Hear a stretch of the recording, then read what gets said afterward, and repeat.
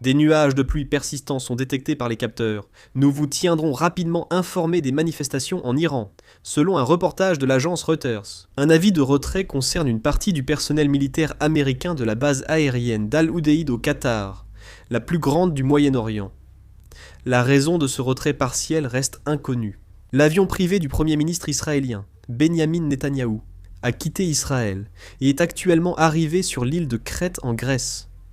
Avant la guerre entre l'Iran et Israël, l'avion privé du Premier ministre Netanyahou s'était également rendu en Grèce. C'est Machhad. À Machhad, une grande manifestation pro-gouvernementale a eu lieu. En Suisse, des Iraniens résidant en Suisse ont organisé une manifestation contre l'Iran.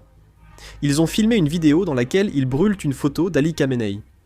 Actuellement, il n'y a pas de nouvelles vidéos provenant de l'intérieur de l'Iran.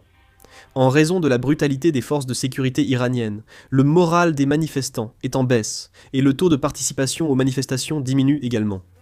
Les rapports d'activité de protestation à travers l'Iran restent relativement faibles. C'est l'Arménie. À Erevan, des manifestations visaient à renverser le régime iranien.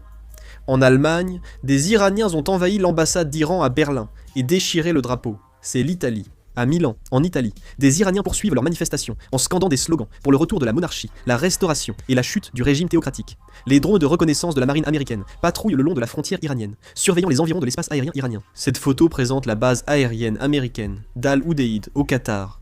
Actuellement, aucun renfort notable de l'armée de l'air américaine, ni présence de B-52 déployés lors du conflit Iran-Israël, n'est visible. Un haut responsable de l'identification en Iran a dénoncé le meurtre de manifestants et promis la justice. Molavi Abdolhamid a qualifié la violence de tragédie nationale.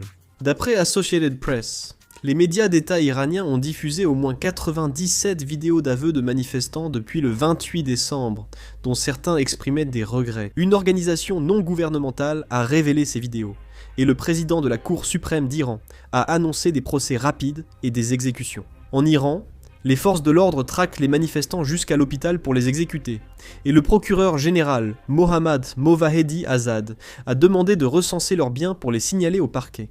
L'organisation iranienne de transfusion sanguine a exhorté la population à donner son sang à la télévision. L'Iran sollicite toujours l'aide de la Chine, qui refuse.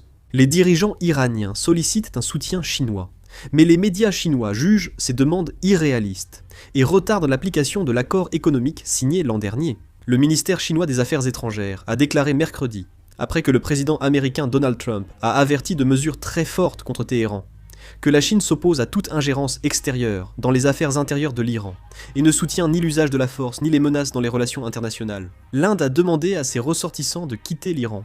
Si d'autres infos arrivent, je ferai une vidéo en ligne. Merci, la vidéo se termine ici.